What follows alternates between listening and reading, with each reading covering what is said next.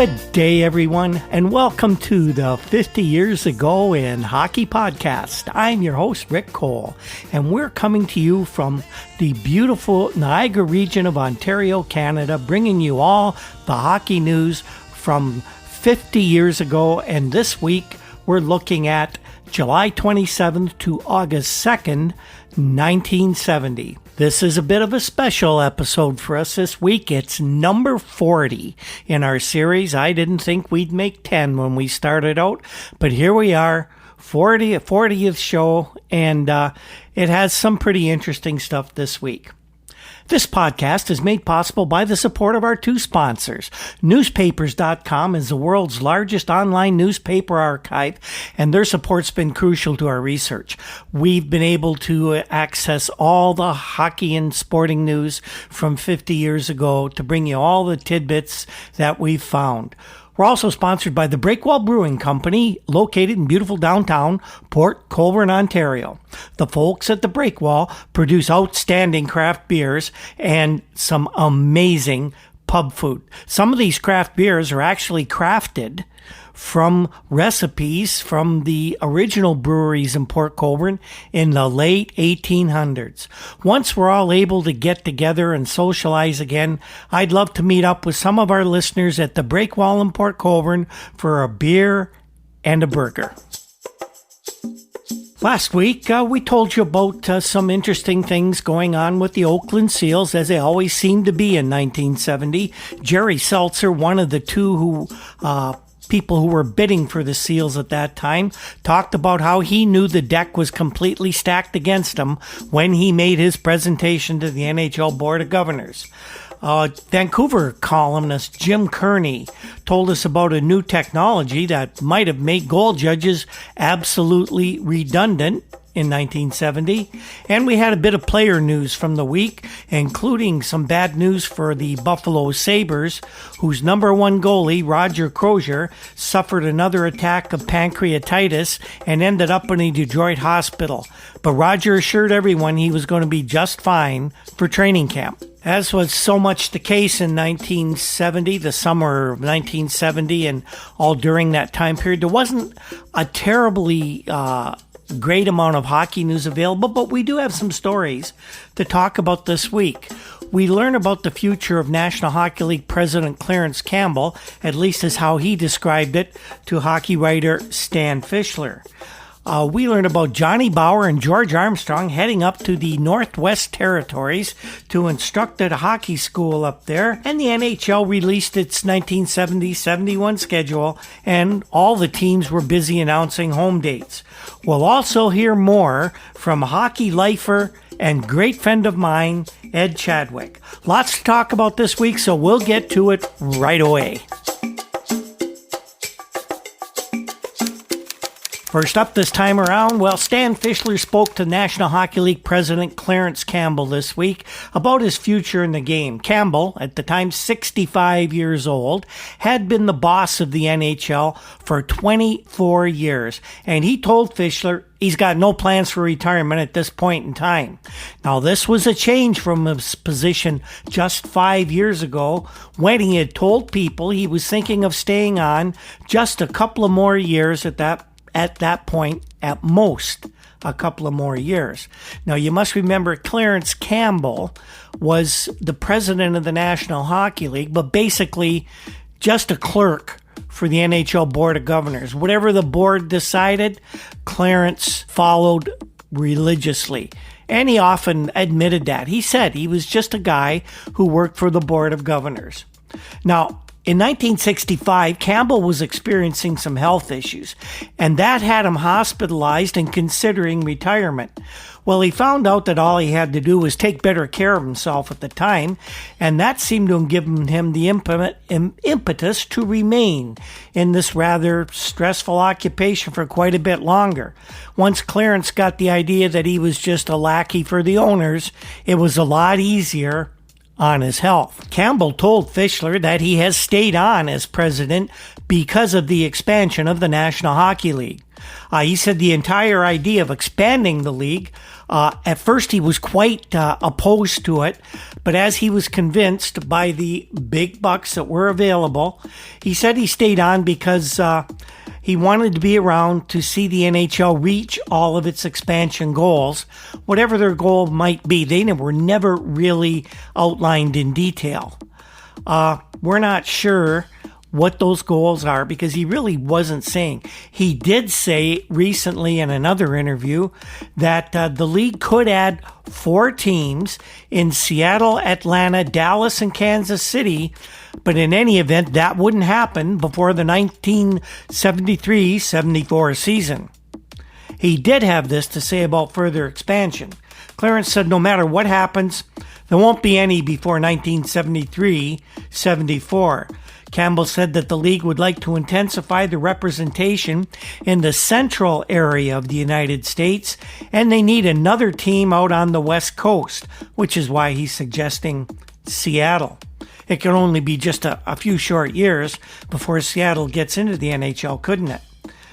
If it proves suitable, Campbell said, we could extend further south and in the east.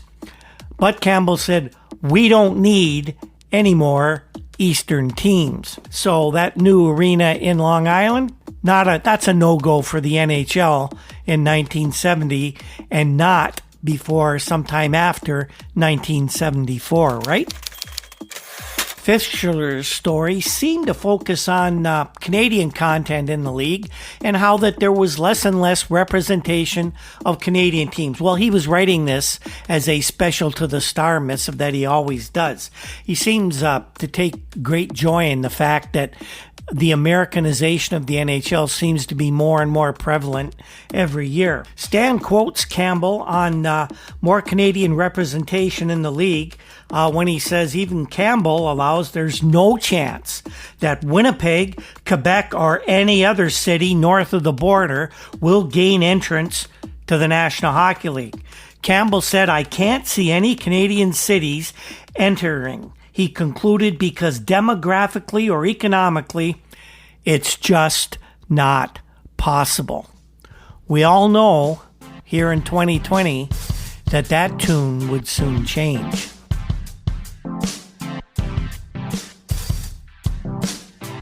Here's one of the more interesting things that I came across this week, and it relates to some things going on right now in 2020. We've seen recently the movement for professional sports teams to change their names. Personally, I'm all for these changes. Sports should be for everyone, and teams that represent entire cities or regions should endeavor to be inclusive of the entire population.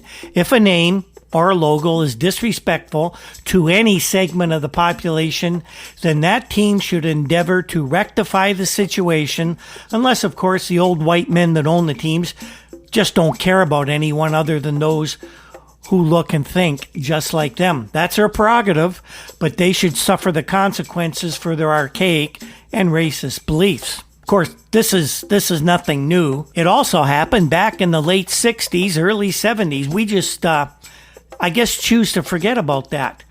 Back in the 1969-70 season, the season just passed that we looked at, the city of Salt Lake joined the Western Hockey League, and they decided to name the team. The team, as everyone knows through history, is the Salt Lake Golden Eagles.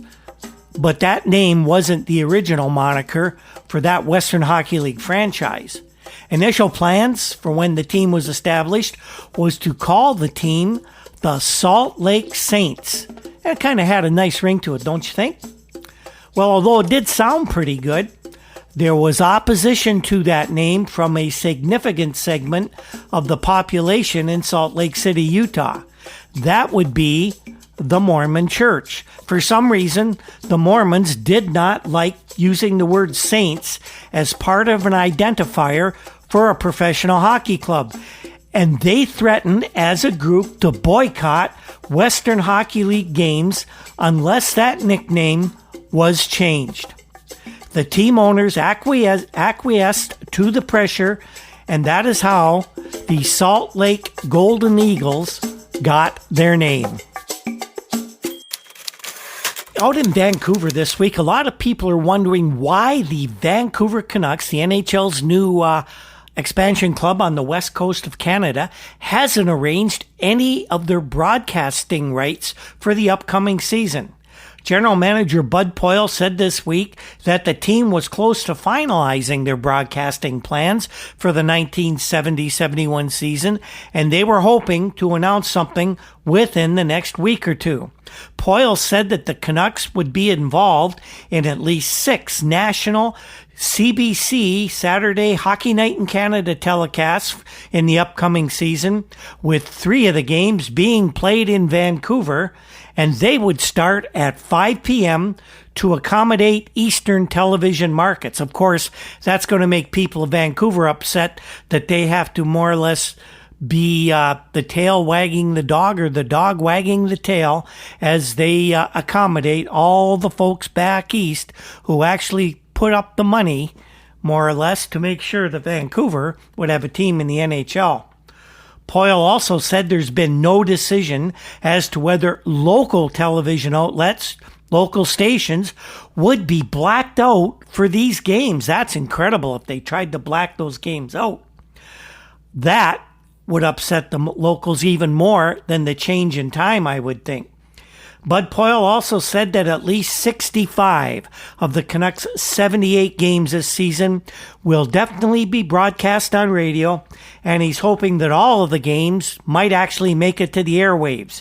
Poile figures that no matter which station gains the broadcast rights, Vancouver broadcasting legend Jim Robson would be the play-by-play man, and in Vancouver, really, there's no other choice. Here's a story that was making the rounds in 1970. I must confess, I really didn't have a lot of interest in it, being at that time 19 years old and not really much of a taxpayer. But at the time, the Canadian government was looking at changes to its tax code to accommodate professional athletes and owners of sports teams.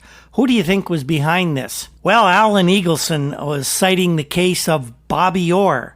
He said that in 1969-70, Bobby spent about 15,000 American dollars, that's what he's paid in, of his own money, responding to autograph requests he receives by mail. Bobby apparently attempts to answer each letter he receives, and that was about 15,000 in the last year, with an autographed picture. Eagleson says that under 1970 Canadian tax laws, Bobby is not allowed to deduct any of these expenses from his income. Now, Eagleson also kind of conveys a veiled threat to the government when he says that Canadian hockey players earn as much as a total of $3 million each year. That's total, not just one player in 1970, of course.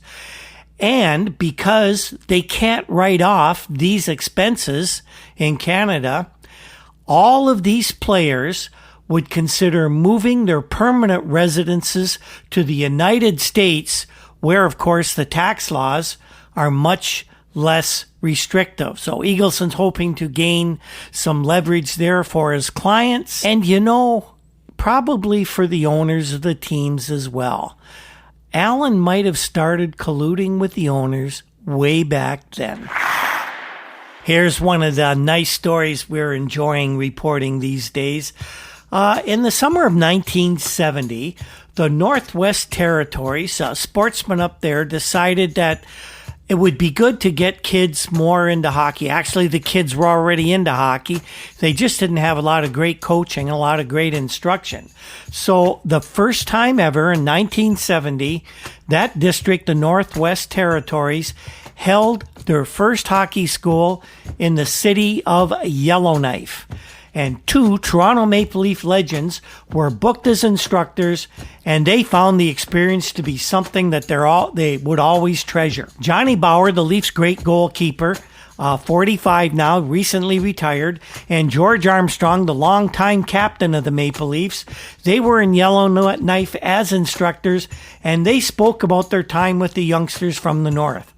Johnny, in particularly, was impressed with the kids from the hockey camp. Johnny said, "There's some really good kids here. I'm really impressed. They're asking questions, they're skating, and they're shooting pretty hard." Johnny said that the kids at this Northwest Territories hockey school actually had a better chance of getting something out of their instruction than the kids in Ontario who would attend Ontario hockey schools.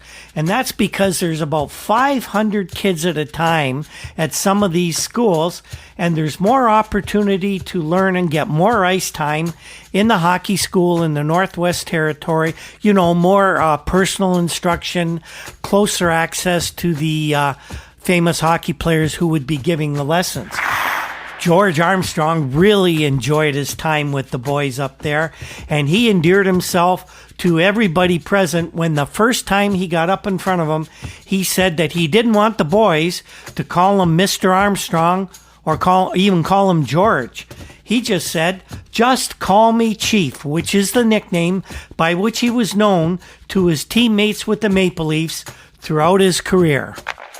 The school was broken down into 2 one-week sessions and is combined with a clinic for coaches in the Northwest Territory, and this is something badly needed. A lot of men up in Northwest Territories wanted to get involved with hockey, but they hadn't had much instruction throughout their early years, and so the coaching clinics really improved the instruction that the kids would get throughout the hockey season. About 150 boys would attend the 2 sessions, and they were coming from Inuvik, Yellowknife, Pine Point, Hay River, Fort Smith, and Fort Simpson, and most of the boys were under 17 years old. A day at the camp for each boy consisted of 2 hours of skating and 2 hours of lectures, and these were all taken in shifts to accommodate everyone and reduce the numbers on the ice at any given time. Other outdoor activities were also worked into the program. The school is funded in part by Hockey Canada and is a direct result of the study of amateur sport that the federal government conducted over the past couple years. Each boy who attended the camp only had to pay $20 for the entire week, and that included room and board with billets in the city of Yellowknife. A great program that really helped hockey develop in Canada's far north. The new Buffalo Sabres still haven't settled on a top farm club yet, but a rumor making the rounds in several newspapers this week claimed that the Sabres would establish an American Hockey League team in a city in the southern U.S. Now, how far south would the Sabres go to establish an AHL team?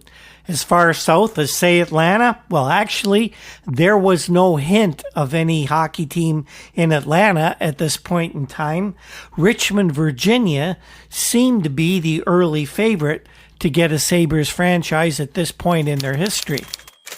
The National Hockey League released parts of its schedule this week, still not the whole thing, but a lot of teams began announcing their home openers, and one highlight of all these home openers was the announcement by the Buffalo Sabres that their first National Hockey League game would be played in Memorial Auditorium in Buffalo. Yes, playing in the odd, even though it would not have its roof raised at this point and would only seat just under 10,000 fans, the Sabres would open their National Hockey League's existence against none other than the Montreal Canadiens.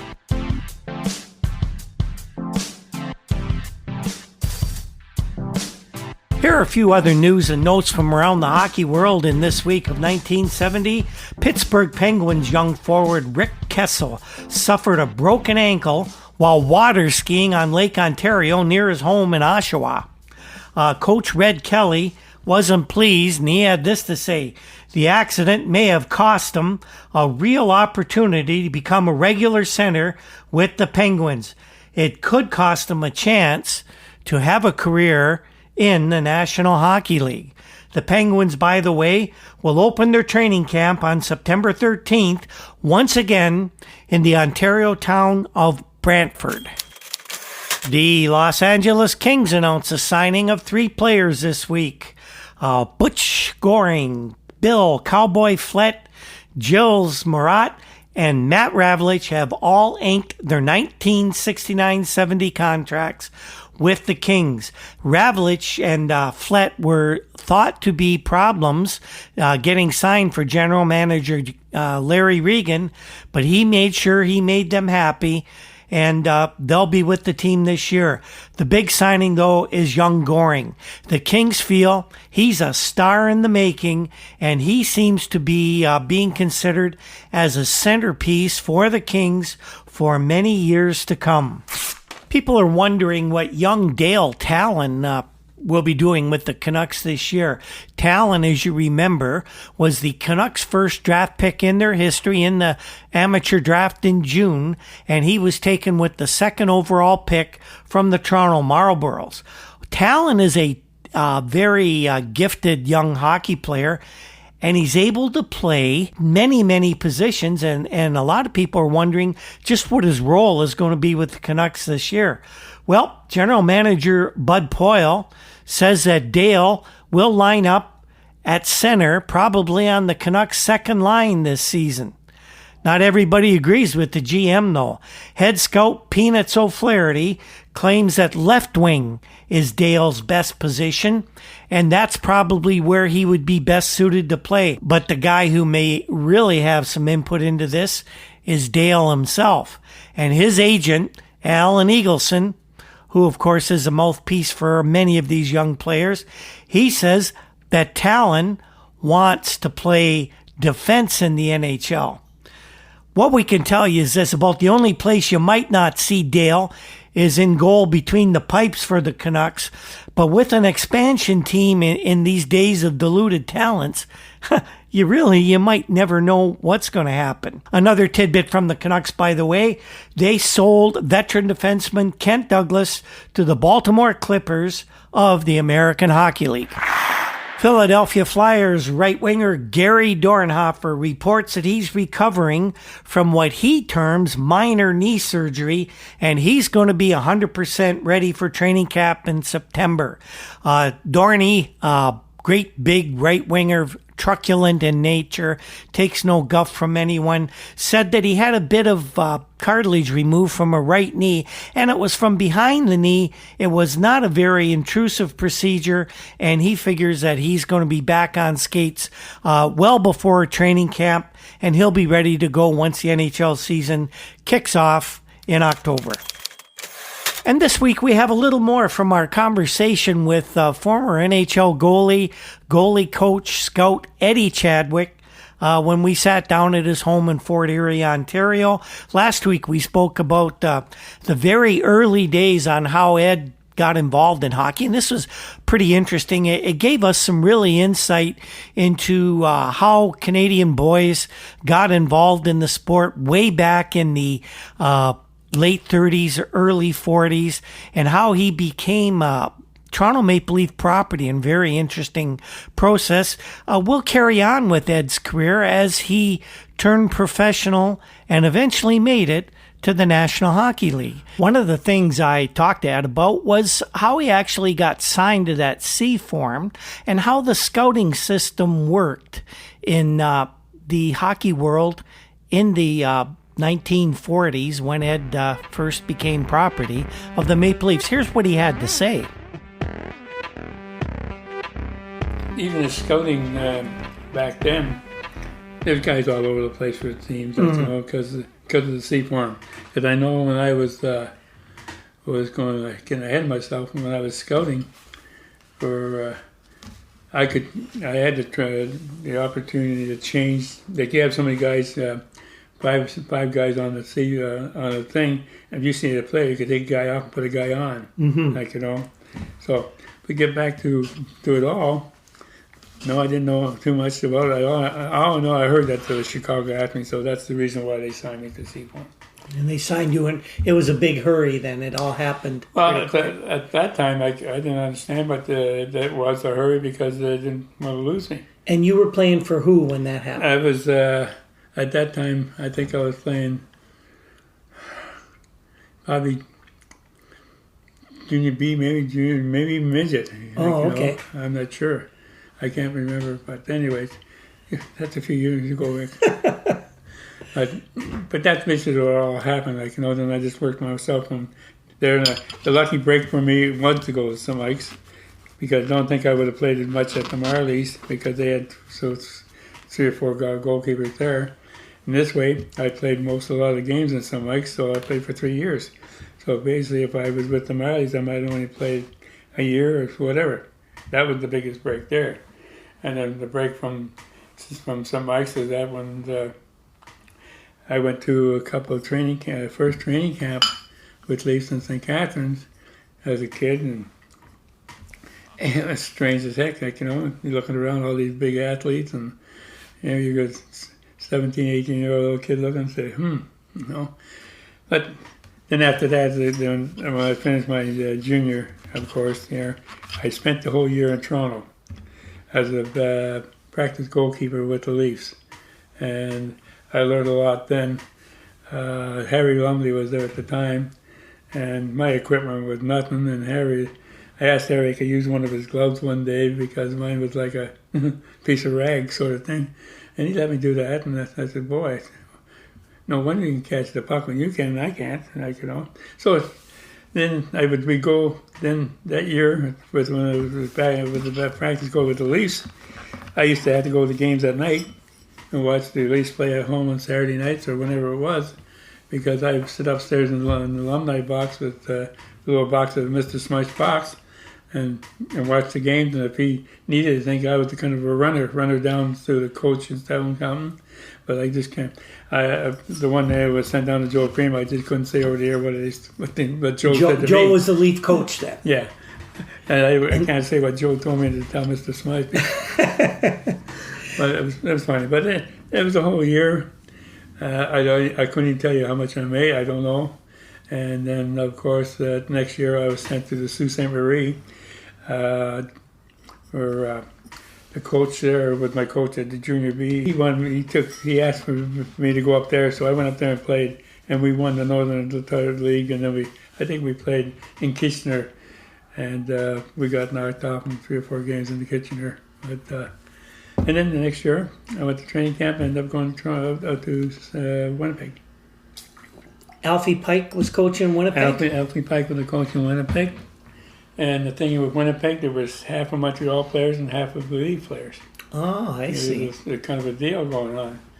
And the first, after training camp in Toronto, I went out there, and I think Brian Cullen was with me, and there were 3 or 4 drove out. And, of course, Jackie was at home, and I had a baby at the time. Jackie was your wife? Yes. And I got out there, and then I found the place, and then Jackie and her dad came out and helped me look, and then Jackie's mom flew out with the babe. That was that'd be Pat, my daughter. And we played in Winnipeg. Well, Winnipeg, we started off not very good, and I didn't start off very good, and I got a meeting one day. I called into Alfie Pike's office, and Alfie says, "What in the hell is going on with you?" I said, "Well," he said, "something's going on. You're just not playing well. The team's not playing well, and you got to start playing well." So I said, "Well, what do you think?" He said, "Well, let's start working on stuff." And he went through a lot of different drills. He started that next practice with me and that. And then all of a sudden, we started off dead last, and we were within 4 or 5 months, we were dead first. But we had guys like Mosienko join us. Bill Mosienko. Yeah, like it all. And I was just a part of Freddie Sherrill was a coach, defenseman. Danny Summers was a defenseman. And up front we had the Cullen boys and Brian and Barry. Yeah, and the other guy was on the other wing. But if you go through my scrapbooks, you'll find all that stuff out there. Who was all there. And the Montreal players, Eddie Mazer and Danny Summers. There's a bunch of guys, and we just fell into a good thing. The first, I think it was the second game we were in Regina, and we got beat 3-1 or something, and I got myself really upset because I caught the puck in a shot, and the goalkeeper put the light on, and they said I had the goal, and I had the puck in my hand, my catching glove. And I started arguing with the referee, and he said, "What are you saying?" I said, "What the hell? I got it here." He said, "All the guy said was in." And I was so freaking mad after the game, I got myself in real trouble. We're loading up the truck to go pick up the train to go on out west. And I took Alfie Pike's bag and threw it on, and I guess I shouldn't have done that because I broke something inside that bag. And I got in a little trouble then too, but from then on we just started climbing, and we ended up winning the whole show. We won the Northern League, like the Western League. We won that, and then we went against Montreal Royals, I think they called them at that time, from the Montreal for the finals for I think it was the Edmund Trophy, and we won it all in that, and of course that year, then I went from there to Toronto. You got called up to the Maple Leafs. I did that year in 56, I think it was. I was out there, let's see, 55, 56. 56 out there. And I was called up in February, and we're a bunch of guys. We were in Calgary at the time on the way home from a trip, and we figured 3 or 4 guys ran the car and go out to this Banff where the nice hot funds were. Little places lay in the water, nice warm water. Get out the pains and the things. And, the hot springs. Yeah, so I came back to the hotel, and there was a message for me to see the coach. So I went down to Alfie's room, and he said, "Get in here." He said, "You're ready here." I said, "Don't take this. You shouldn't sit to the paper." I said, "You son of a bitch, you trade me, did you?" He said, "No." He said, "You're heading for Toronto." I said, "What do you mean?" He said, "Well, Toronto's calling you up." And I said, "Well, when?" So he said, "Well, you leave tomorrow morning out of Winnipeg. There's a flight. There's a ticket for you at the airport for you, waiting for you. They'll meet you in Toronto. You take your equipment with you and everything else. But in the meantime, they're flying you into Winnipeg, holding you over 2 hours to be with your Jackie and the baby."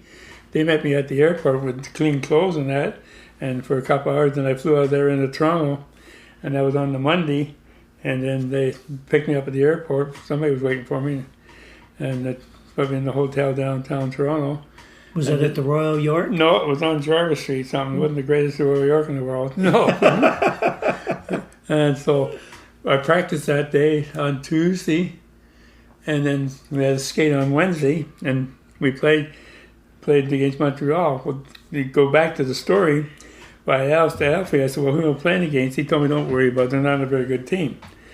And I did get on the plane, and some guy left a newspaper there, and I looked at the newspaper.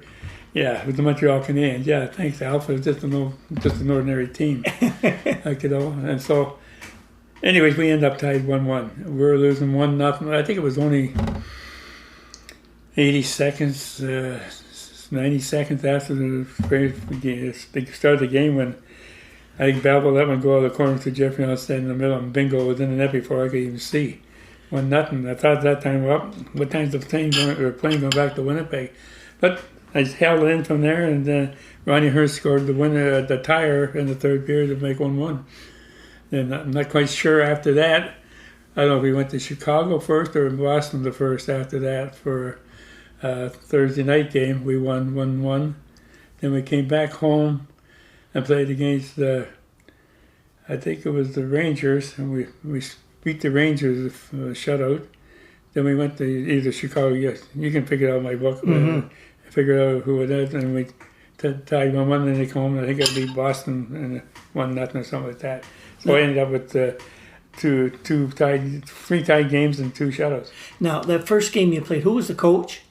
In Toronto. In Toronto. It might have been King Clancy. King Clancy was doing it that one season. Yeah. You don't remember if they had any special words for you in your first game, or? No, the only thing I can remember after that, when I did come to Toronto, King Clancy sat down beside me one day before the game. And I asked him, yes, what's up, Mr. Clancy? And he says, I just want to explain to you something about this gun number 9. I see, hear you talk about number 9, huh?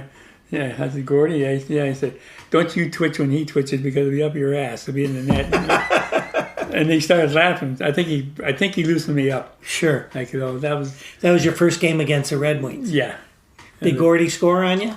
I can't remember. Probably, who knows? But he scored on a lot of guys. So far, then from then on, of course, I played the 56, 57 here, 57, 58. I played 70 games each year. And then, of course, Johnny come in that year, and we both played together. In 58, 59. 58, 59. Yeah. You were the last Leaf goalie to play every game in the season. I think that the record still holds 140 games. Straight. Yeah. So that was Ed Chadwick talking about his early days as a professional, right up to the time he joined the Toronto Maple Leafs for his first NHL games. Very interesting insight into how hockey was run back in the 1950s. So that's our show this week, everyone. Slightly abbreviated, but we did have some news and some fun with Eddie Chadwick. What did we learn from this episode? Well, we learned about a great program that brought hockey instruction to Canada's far northwest and the Northwest Territories. We found out that changing team names due to public pressure is nothing new. It was a thing 50 years ago. And we found out a little more about the hockey journey of Ed Chadwick. Next week, we'll have the following stories for you. Bobby Orr would be in the news as he was doing a lot of interviews and as he toured the country. And we'll hear of Bobby's views on some different subjects in the hockey world. We'll hear of a rookie player signing a contract that set a record, a new standard for first-year NHL players, and we'll tell you who he is. We will also learn the identity of the new coach of the LA Kings, which was a bit of a surprise because at that point, we didn't think the Kings were looking for a new coach with Johnny Wilson, having done a pretty good job with a very bad team in 1969-70. It was no surprise as who the new coach was, given if you know who the general manager would be picking. The 50 Years Ago in Hockey podcast is produced by Andy Cole. I can't thank him enough for all the hard work he puts into this. The very popular Juno-nominated Toronto indie rock group, the Rural Alberta Advantage, gives us our intro and exit music, and we thank them for letting us use their tunes. Other musical pieces and sound effects in the podcast come from Andy Cole as well. Our research, as we told you, comes from files from the Toronto Star, the Toronto Globe and Mail, and of course the many fine publications found at newspapers.com. You can find us on Twitter at Hockey50Years and on Facebook under 50 Years Ago in Hockey. We have a WordPress site. It's hockey50yearsago.com where we provide updates to the Twitter account and, of course, the podcast. And we're now on YouTube with the podcast as well. Thanks so much for tuning in, everyone. We enjoy bringing this to you, and we have a very exciting 1970-71 hockey season coming up where we'll outline those first-year adventures of the Buffalo Sabres and the Vancouver Canucks, as well as everything else that took place in the NHL at that time. On that note, everyone, we will see you next time. When the